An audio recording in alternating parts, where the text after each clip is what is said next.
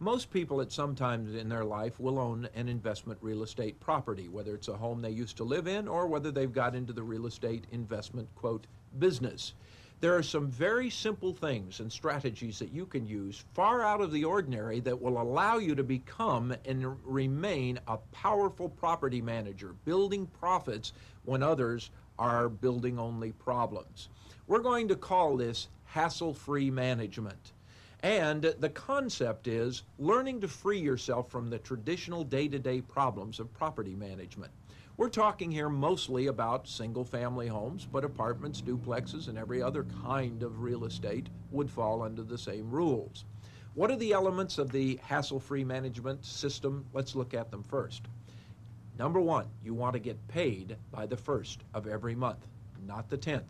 Number two, you want to learn to pass minor maintenance to your tenants. Number three, learn to quit working weekends. Number four, you want out of the appliance business, and that means washers, dryers, stoves, refrigerators. Number five, get out of the plumbing business. Number six, learn to avoid the court system. And number seven, avoid the big three to increase your cash flow. The big three that eat into cash flow: vacancy, maintenance, and turnover. What do I know about managing properties? Well, over the years, I accumulated about 200 single-family homes, duplexes, and small apartment buildings beginning in the 70s. And I was so dumb about real estate when I started that I believed that everybody paid their rent on time and everybody took care of the maintenance. If the baby threw a little baby food on the wall, no problem, the parents would paint the wall. Was I in for a shock? And I'm sure those of you that own real estate have a smile on your face right now. Well, what I learned about real estate management is that taking control is the real secret. And the hassle-free management system we're going to discuss is the secret to taking control. Now that we've looked at some of the things that we want to create in our property management system, let me tell you some of the easiest ways that you can learn to fail at property management. This is what I call the amateur investor syndrome, those that have had no training. They go out and buy fix-em-uppers. They never get them rented because they never get them fixed up. They end up buying bargain properties with big problems. That's one of the biggest mistakes you can make when you're out there building real estate investments. Amateur investors end up renting to warm bodies because the mortgage payment is due. Think of it. Here comes the 1st of the month, and somebody comes in. You do no credit check. You do no background check just because they've got the amount for the first month's deposit. Now, another mistake you can make is accepting less than a full month's rent and security deposit just to get that warm body in the property. The next mistake you can make is when you're buying financing for negative cash flow. Well, you might say, my expenses of owning this property are only $50 more a month than the amount of rent that I have coming in. That's fine when you have rent coming in, but it will add to your problems, the negative cash flow will, the months that your property is vacant. One of the big mistakes you can make is letting your tenant run you. And that means that your tenant is calling you and complaining, and you're sitting there taking the phone calls, and you're running out to the property anytime the tenant wants you to. Never do that. Another mistake, renting to job hoppers. That's why we're going to learn to do a background check. Another mistake that amateur investors make is being afraid to run a credit check because it might be bad. Never let anybody in your property until you've run a good credit check. If a bank or someone else won't give that tenant credit, why would you give them a $50,000 property or a $100,000 property of yours to use? Amateur investors rent to people with no credit history. If you have somebody with no credit history, get their parents or someone else to co-sign. Otherwise, you'll end up with a vacant property and no rent. Never negotiate rent. Don't sit there and let somebody say, well, you want $475, but I don't like the way the toilet flushes, so I'll give you $460. Your position is always, the price is the price, take it or leave it. If you don't, you'll be negotiating with that tenant for the rest of your life. Never exchange rent for services. I know it's easy for a tenant to say to you, look, I don't have a lot of money this month, let me paint the bedroom and you can knock off $100. That's a no-no, because you'll always end up bargaining with a tenant, seldom collecting much money. And another mistake that amateur investors make is not enforcing the lease terms. Once you have it in writing, take the emotion out. You have an agreement with the tenant, make sure the tenant lives up to every single clause in the lease. Let them break one clause, and you're going to end up with a clause breaker. Another mistake you can make, delaying the legal process because of tenant promises.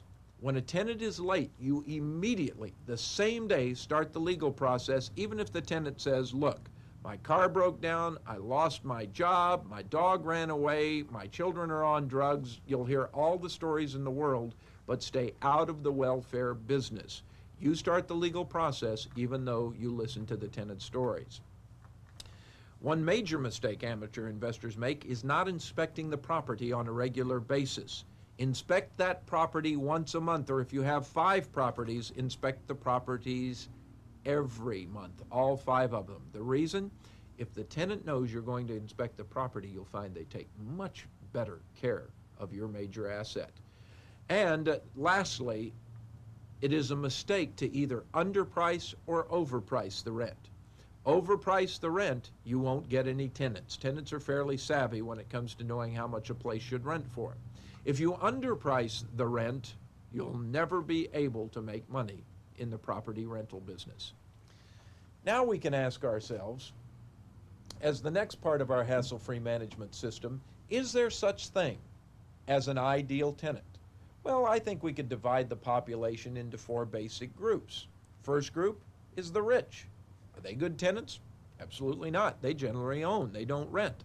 They want homes that are too expensive to be rental homes, and they'll hire a lawyer in a heartbeat to pick apart the lease. The white-collar worker who wants to be rich is group number 2. Now, the white-collar worker doesn't possess the skills for performing routine maintenance, just the stuff that a tenant should do. Doesn't usually have the tools. He wants to own and move as soon as possible, so you're going to have a tenant that is only going to be in the property for a short amount of time, and white-collar workers are subject to transfer. The poor, that's 25% of the population and includes the elderly, disabled, unmotivated, down-and-outers, and job hoppers. Now, the poor are basically looking for bargain houses at bargain rents. That appeals to amateur investors because there's no limit to the number of people that you could rent your property to, but many of those people may never pay you. So unless you're dealing in government-subsidized rents, like the Section 8 program, you do not want somebody that's down and out in your property. The skilled blue-collar worker happens to be in America the ideal tenant. And skilled blue-collar workers include people like plumbers, electricians, truck drivers, factory workers. They're very stable Americans who keep this country glued together. Let's look at some of the reasons why blue-collar workers make the ideal tenant. They get paid for what they do. They're used to working with their hands. They're the first to get hired. They're willing to take any job if they get laid off. And they're more prone to provide the routine maintenance that we're going to require in our lease as part of the lease contract. They don't mind getting dirty. And the blue-collar worker will be thankful for the opportunity to be able to live in a neighborhood in a home that they cannot yet afford to purchase. They'll remain in the property longer. Remember, houses are like racehorses. 1 winner is better than 5 losers. So let's put it all together now. Here's our premise. In order to be successful landlords, we must have a good home in a good neighborhood, which will attract good tenants, and the thing that will attract good tenants are location, amenities, and above all, fair rents. You're now ready to look for your tenant. Here's the profile of a desirable tenant, the things that you want to find out and check out. A desirable tenant has a good credit history. Best tenants are married couples who have few or no children, and no pets, and are looking for a long-term lease. In becoming a profitable property manager and in real estate investment owner, remember to get into the people management business, not the property management business. You only manage properties if you failed at managing people. How do you manage people? As a landlord, you must be the first intimidator from the very first contact. The tenant must know that you're in control, that there is no compromising, and that you're fair, but you expect out of the tenant exactly what the tenant agreed to in the lease. Remember, All of your real estate profits and problems revolve around the tenants. If you can control your tenants, you control the problems and profits. Your assets are your houses. Look at your tenants as employees. Your success is determined by how well your employees use your assets. So set your policies and stick to them. The secret is don't bend the rules for any tenant. Learn to say no and don't compromise. Now, when it comes to managing the tenants in the property, you learn to use your telephone. Don't drive to the property every time there's a problem. As a matter of fact, one of the strategies that I have used very successfully over the years is to put an answering machine on your telephone at home. Here's the best way to do that. Put a separate telephone line into your home. At the end of the telephone line is an answering machine. And the only number you ever give out is not your main number at home, but the number to the answering machine. So when a tenant calls, they always get the answering machine. You have a message on there for them to leave whatever they need or whatever the problem is, and that you'll get back to them. That way you have the opportunity to get back to a tenant on your schedule, never theirs. Renting, remember, is psychological warfare. Now, when it comes to the answering machine, you'll have the tenants, when they find out that that's all they can get, say to you, well, what if the place is on fire and I need to get a hold of you immediately? Your answer is simple. If the place is on fire, call the fire department. Don't even bother to call me, because there's nothing I can do about it. I'm not going to come out with a bucket of water. So you train your tenants, and this may be a totally different approach than your tenants have ever been through before any place else they've ever rented. Now, think of it this way. Your attitude has to be that you're loaning a valuable asset worth $50,000 to $100,000 to somebody you really don't know very well. You're not renting a house. It's not much different than loaning them $50,000 in cash. Don't succumb to the pressure of a vacant property. Allow in your mind a 90-day vacancy after you close or after a tenant leaves. One of the best ways to do that is to always have, when you buy a rental property, at least 90 days of cash or cash available on a credit card to make those mortgage payments and handle the maintenance if the tenant leaves or you can't get the property rented. Now, let's say you don't have 90 days cash available. What do you do? Well, in that case, bring in an investor who will pick up that. But you'll make big mistakes if you have a vacancy and you put in a warm body. It's much harder to put tenants out than it is to get them in. Now, a good way to test your lease is, once your lease is set, read your lease out loud to your family or your friends first. You'll be surprised at what you'll learn. What they don't understand is what the tenants won't understand. You've got to take the institutional approach. Don't bend the rules. For instance, your electric company wouldn't stay open on Saturday just to make it convenient for you to pay your electric bill, so don't you be available to your tenants on weekends for any reason, unless that's the time that you've set aside for them. Now, all tenants tell stories. They all have problems. If they were successfully financially, they'd own the mansion on the hill. They wouldn't be renting a property from you. But you want to listen to your tenant stories understandingly, but never, never break your rules. Act as if there were no story. Remember, you are not in the welfare business. If you want to give money away, then do it. Nothing wrong with it. But don't combine business and charity. That's the only way that you can keep your profits growing. Let's take a look at how you establish the fair market value rent for a property, one of the most important steps in getting the property rented quickly. Tenants, at least those who are not moving from another town, are generally familiar with the normal rent prices in an area, and you must get maximum rent without going over what the traffic will bear. If your rents are too high, you'll never get the property rented, no matter how nice it is. Now, amateur landlords usually use an old, outdated formula like setting the rental rate at 1% of the purchase price, or they set the rents so they total up to the monthly payment. Great idea, it just won't work. Professional landlords, on the other hand, set rents from a market analysis. How do you do your market analysis? Start by circling ads in Sunday's real estate section of your newspaper. Choose the comparable houses, same number of bedrooms, baths, same neighborhood. and that will help you determine how much your home should rent for. Next, call at least 15 landlords and ask them what they rent for, because you won't always find the rentals in the paper. Drive out and physically look at no less than 6 houses in that neighborhood. Compare the rents to what you want to charge on your house. Knock on the doors of neighboring houses. Ask who rents and for how much.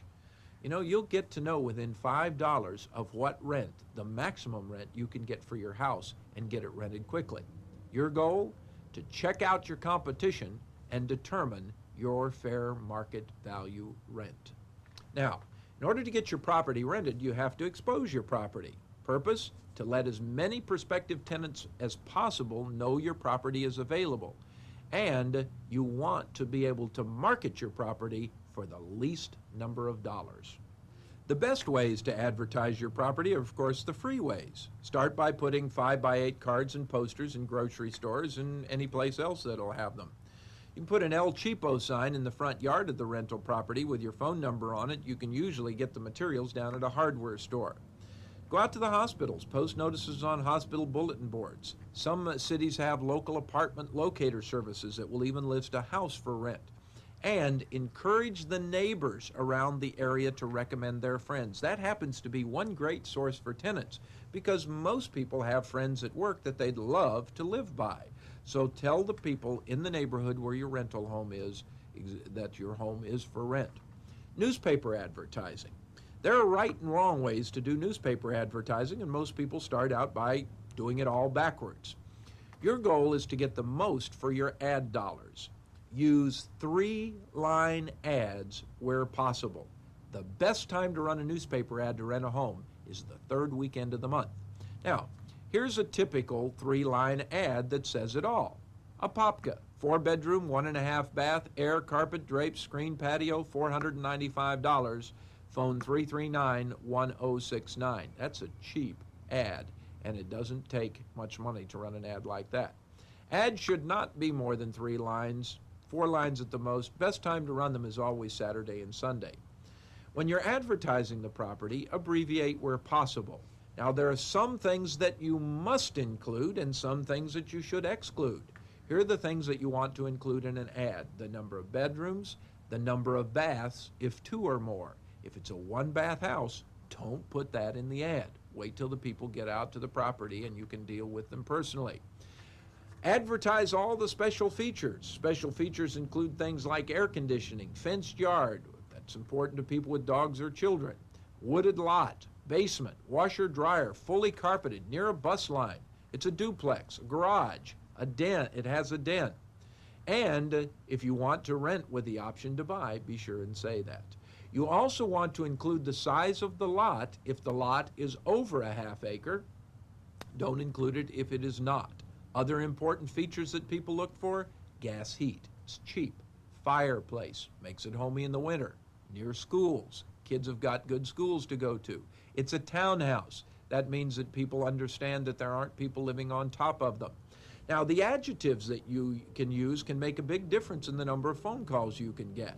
And the adjectives that work the best are these simple words: beautiful, large, lovely, newly decorated, monthly rental. Here's what not to include in your newspaper ad. Don't mention the security deposit required. Don't mention the utilities if it's not gas, and don't mention the length of the lease. Well, we've gotten started on our hassle-free management program, and if you follow these simple rules, you've already eliminated 50% of the headaches. One of the most important strategies in getting rid of the headaches of managing real estate is one that I developed over the years that we can now call the answering machine strategy. Now let's take a look at an amateur manager. An amateur manager stays by the phone waiting for people to call to rent the property.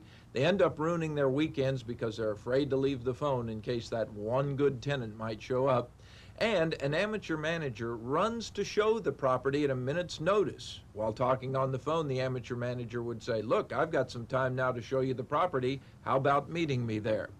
The amateur manager takes the first tenant that comes along because he's afraid or she's afraid of having to pick up that 1 month's extra mortgage payment if there's nobody in the property. On the other hand, a professional manager, a real pro, will use an answering machine. The answering machine substitutes for having to sit by the phone. In a pleasant voice, when you use the answering machine, you want to, on tape, describe the house, briefly describe what we're going to call the discount program that I'll get into in a moment, and invite the prospect to drive and inspect the home in the neighborhood. Now, did you notice I said invite the prospect to drive and inspect the home in the neighborhood? You are not inviting the prospect to meet you at the home. You're telling the prospect to go by and look for themselves. Now, the last thing is, on the tape, you request the prospect to call back during certain hours on Monday through Friday if they're interested in the property. You take control from the start. You're telling the prospect how to look at the house, and it works. I've used it for years. Now let me give you a sample of what you can put on the tape on your answering machine. Hello, this is Givens Associates. The home we have for rent is located at 8621 Elm Road.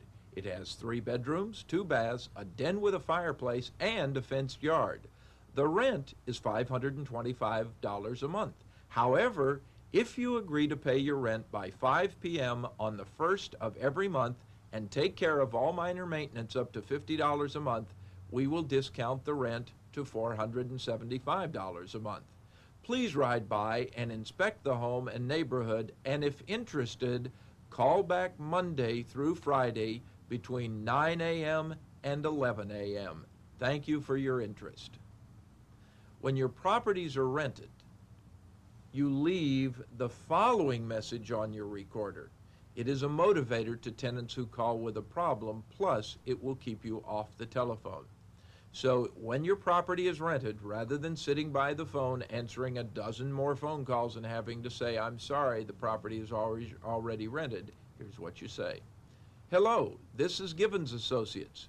We are currently filled up and have no vacancies. However, if you'd like to leave your name and number, we will put you on the waiting list and call you if a vacancy occurs. Now, this message goes on the same answering machine that you have on this dedicated line into your home that you should have just for your real estate. So when one of your tenants calls up to complain that they have a problem and they hear, hello, if you're looking for a property, we'll put you on our waiting list, they're not going to complain too strenuously because they know that if they don't want the property, you've got somebody else that can step right in. Let's discuss what you're attempting to accomplish by using the answering machine instead of sitting by the phone. First, you establish subliminal control over tenants and prospects by letting them know with your message that you don't work on weekends, that you're not there to meet their schedules, they must meet yours. You're the boss. You establish the fact that you are a professional manager, that you know what you're doing, not an amateur. And you let people know that your properties must be in demand. Since you're in no hurry, you can wait until Monday. You want to put the motivation where it belongs. You want to put the motivation on your prospects to make a decision and on your tenants to fall in line with what you expect from them. And you do that, in part, with the answering machine. Now, evaluating your prospects, your prospective tenants, is one of the most important steps. If you follow the instructions that I'm giving you, you'll have ample tenants. And the first thing is for us to look at an evaluation form, which I've included in your packet, so that when you're evaluating tenants, you've got the information you need. This evaluation form is judged based on highest points make the best tenants. So we've taken a look here at the most important things you're looking for in a tenant and rated them. Question number 1, when do you want to move?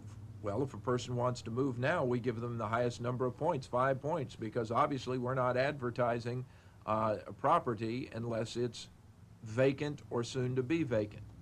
Number 2, why are you moving? Well, if they need more space, that's 3 points. Transferred, 5 points. They make the best tenants.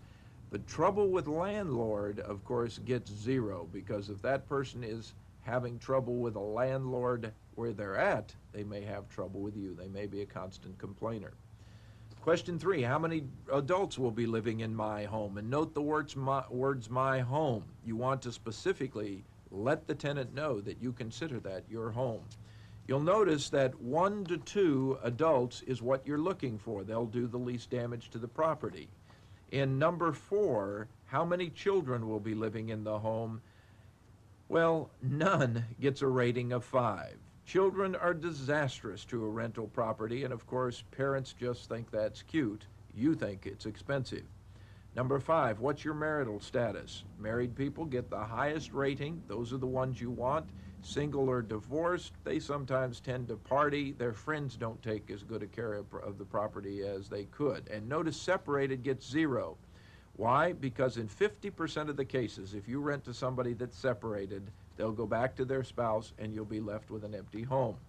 Number 6, do you have a telephone in your name? Yes gets 3 points, and that means that a person is substantial, that they pay their telephone bills. At least that's one bill that you know that they pay on time. Number 7, where do you work and for whom? And the most important thing is how long. The longer a person has had a job, the more stable they are, the longer they will probably stay in your home. And of course, if that job falls into the category, as we said, of the blue-collar worker, you've got the best of all possible worlds. And number 8 is obvious. Is your spouse employed? If the answer is yes, there's a second income in the house to make sure that your property will be paid for, even if one person loses the job. Number 9, how long have you lived at your current address? The longer there, you'll notice the more the points scored. Once again, length at current address means stability. Do you have credit cards? An important question. A person with an American Express or a Diners Club card you will seldom have problems with. Why? They have unlimited lines of credit and they have obviously paid every month. It's a good idea when you do lease to a tenant, as we'll discuss later, to actually get their credit card number and have them sign a form that says if they are late with their payments, you have the right to debit their credit card for the rent. 1 out of 2 people will let you do that because they all expect to pay their rent on time. Question number 11, do you have any pets? Well, pets next to children are the most disastrous thing in a home. Some pet smells, whether you love pets or not, just cannot be taken out of a carpet. 0 pets is what you're looking for. That gives 5 points. 2 or more pets, disaster. We even take away points.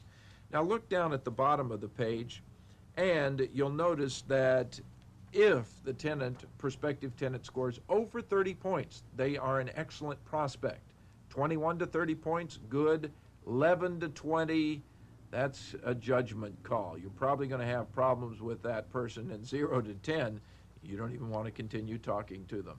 Now, of course, a score is subjective, so you've got to combine the score with your own personal feelings from talking to the tenant.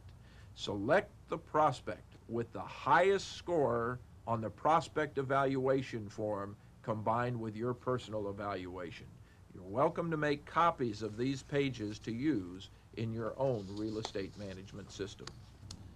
What you should end up with from the answering machine strategy is a list of prospective clients or prospective tenants. Now, how are we going to handle these tenants? How are we going to show the property? Well, there are 3 alternatives I want to give you. All will work. Choose the one that fits you best. Now, let's look at our amateur manager. Our amateur manager runs out to show the property at the prospect's convenience, even on Super Bowl Sunday, believe it or not. Anytime there's a prospect, that amateur manager is in their car on the way to the property.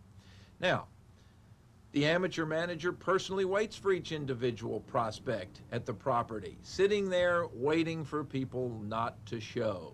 And then the big mistake that the amateur manager makes is after showing the property, takes off the pressure and lets the prospect say, I want to go home and think it over. And if you give a prospect the chance to say, I want to go home and think it over, you bet they will. No one seems to like to make decisions.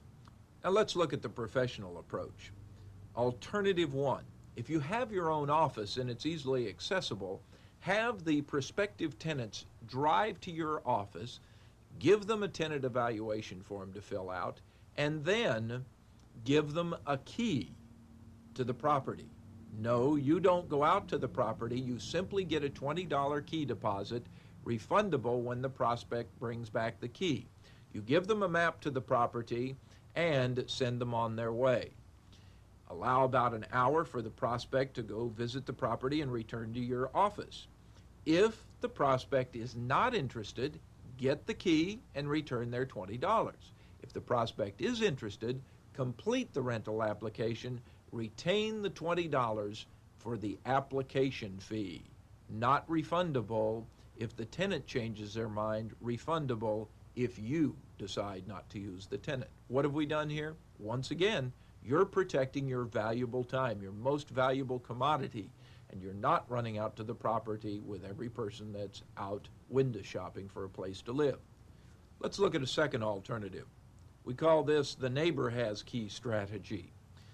Leave a key to the rental property with somebody that lives within a couple of doors of your rental property. The neighbor unlocks the property in the morning and locks it in the evening so that when you send tenants by, prospective tenants, they can get right in. They just open the door. Now, pay that neighbor $5 to $10 a week to lock and unlock the property and to keep an eye on the property. That will save you your time for having to run out and meet every tenant. Let's go back to the prospect evaluation form. If the prospect qualifies, tell the prospect that the property is open and request the prospect to go out and look at the inside of the property and get back with you. However, if the prospect does not qualify based on the evaluation form, then don't give them the key at all. Just tell them that you'll get back with them. And remember that you cannot discriminate with tenants, but you can choose the right tenants. So if a person's score doesn't add up and you're eliminating them based on their income, their job stability, the number of children, that's perfectly permissible. But we want to give a fair shake to everybody. You just don't want your home destroyed. Alternative number 3, make all appointments to show the property at the same time. If you're going to show the property, then let me tell you one of the greatest secrets in real estate management. Show a property once to rent it once. Don't show it 10 times to rent it once. So you want to set up all of your appointments to show the property at the same time. After someone has gotten the message from the answering machine, gone out, looked at the property, called you back, and said, okay, I like it, I want to see it, then here's what you say. Well, Mr. Jones, I'll be at the property from 5 p.m. to 5:30 p.m. Monday. You can meet me there at that time, and Mr. Jones, since I am making a special trip just for you, please call me if you can't make it. Will you promise me you'll do that? What you're doing is creating urgency. And at the same time, you're making sure that people show up. One of the greatest failings as a property manager is not making it important enough for people to be there when they make appointments. So if you don't say anything about the importance of that prospect showing up and that they're taking your time and you're making a special trip, maybe we could say putting a little guilt trip on them, then you'll end up 50% of the time at the property with no prospects. Now, what we've created is all of the families being there at the same time. So if 10 families called and 8 show up, you've got 8 families touring the same property at the same time, which gives you the opportunity to take applications on the spot.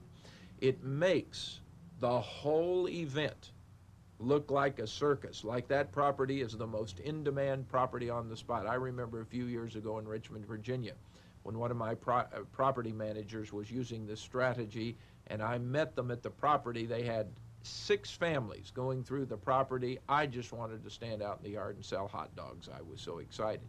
Because if you've got lots of folks looking at the property, no one is ever going to come to the front door and say, well, I think I'll go home and think it over.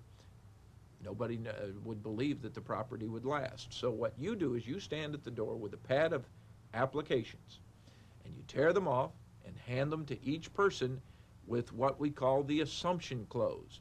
When a person walks through, you don't ask them if they like the property. You don't ask them a question to which one of the answers is no. You simply say, here, fill this out and we'll consider your application. You give them a pen and the application, sit one down on the floor over here, one on the steps, one on the porch outside, have everybody filling out applications. You take a $20 per application credit check fee.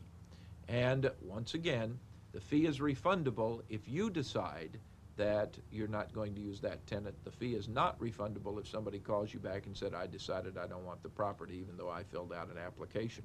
This is a business, and a big business when you're dealing in $50,000 and $100,000 worth of property at a time, and you have to run your real estate management plan just like a business. Now here's some other tips that you can use in working with prospective tenants. If you don't have an office and you have to meet a tenant, meet them in a credible place. Often your local bank conference room will allow you to meet a tenant there, and you usually get the room free. When a tenant is meeting you at your bank, makes you look big, helps give the institutional image. And if you do choose that tenant, they're going to have a little more respect for you. Now, make sure that you have the prospect's current address, but often it's a good idea to meet them at their place where they live now. Why? Gives you an opportunity to see exactly how a prospect lives and takes care of the property. Now, you can meet the tenant at the property itself, or you can meet tenants at a local real estate office. Maybe just by talking to the realtor who sold you the property in the first place, you can get a free office when you have a vacant property and need to meet tenants.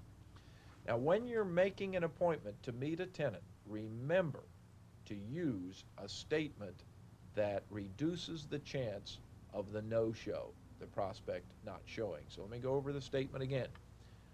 I know your time is valuable, Mr. Prospect, and so is mine. And since I'm making a special trip to meet you, please promise me you'll call me if for any reason you won't be able to meet me. Will you do that for me? They will always say yes, and that will increase your show rate by about 50%.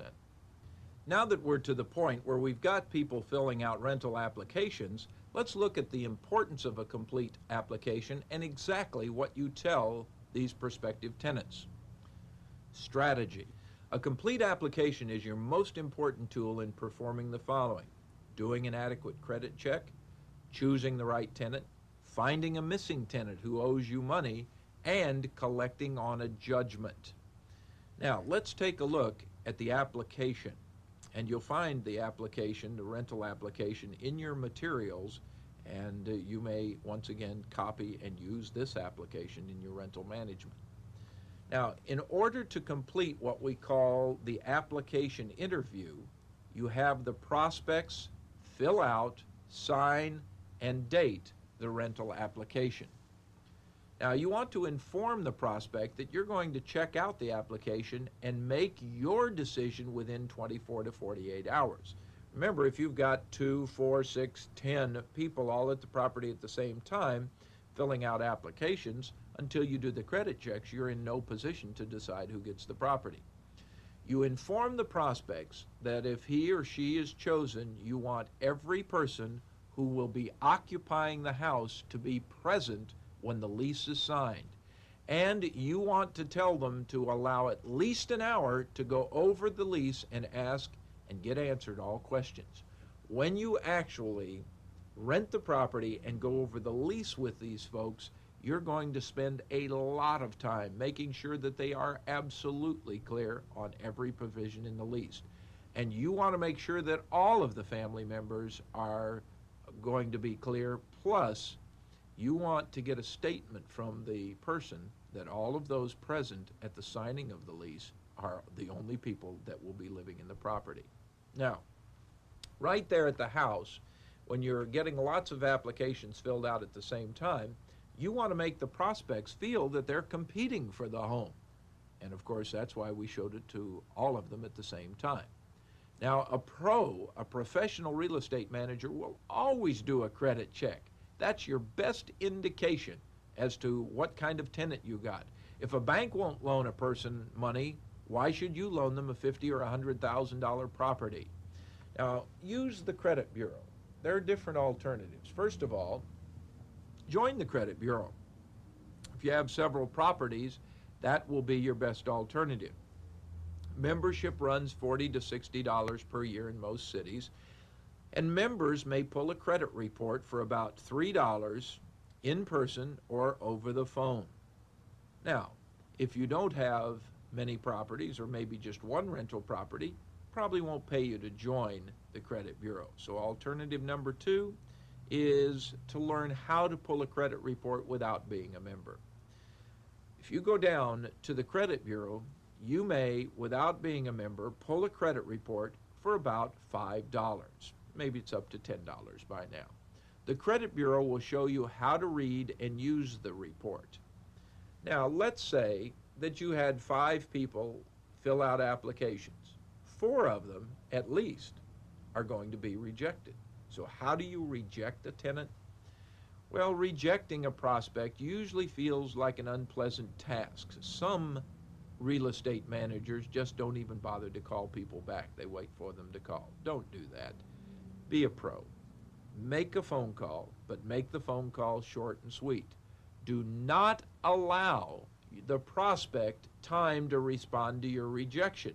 You simply want to state the fact that they have not been chosen to rent the property and not discuss it with them or hear all of their sob stories. But don't leave a prospect hanging. You wouldn't want it done to you. Always let them know. Now, when you're talking to the prospect, never reveal the reason that you didn't choose them. You are not allowed to discuss their credit information that you use to make the decision. You're allowed to make the decision, but you can't discuss the details. That violates the law. Here's a good way to reject a tenant. Hello, Mr. Jones. This is Chuck Givens with 100% Real Estate. We're sorry your credit application is not as competitive as the others we've received, and we are therefore also sorry that your application for renting has been turned down. You can pick up your deposit at my office. Thanks for your time. Click. That's it. Never let the prospective tenant respond. Now, hopefully, out of the group of people that you've discussed the property with, you're going to find one good tenant, one excellent tenant, we hope. So there is also a step-by-step process for a real pro to accept a tenant. And here's the way the acceptance speech would go. You call them on the phone and you say, Mr. Smith, you've been accepted for the property located at, and of course you give the address, and I'm considering, you realize, turning over an asset worth over $50,000 for your exclusive use. Now, I don't intend to rent to someone who would ever give me a problem.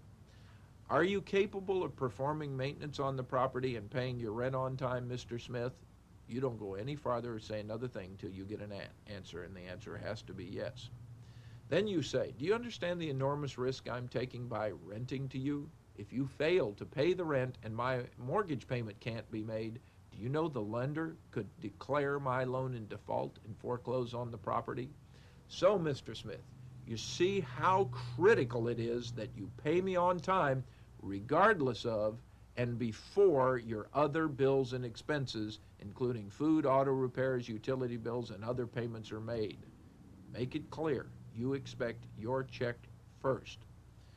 Then you say, we've picked you because we like you, Mr. Smith, but we can only rent to someone who can pay his rent before anything else. I don't think you can make it any clearer than that. Maybe the first time you say these things, you'll feel a little foolish. These are the things that work. People need to be led, not pushed. And by making these items clear, you're leading the tenant in the direction that will make them a good tenant and make both of you happy. Now, you finish by saying, Mr. Smith, if you can make this commitment to me, when can we make an appointment for you and all the other people who will be living in the house to come in and go over the lease? Now, set the appointment quickly. Your job is to get the lease signed and not give the prospective tenant a lot of time to think about it. So tell him or her to allow an hour. And most importantly, tell your prospect to bring in both the security deposit and rent in cash, and that you will return the security deposit check, which you are still holding, the check for $20.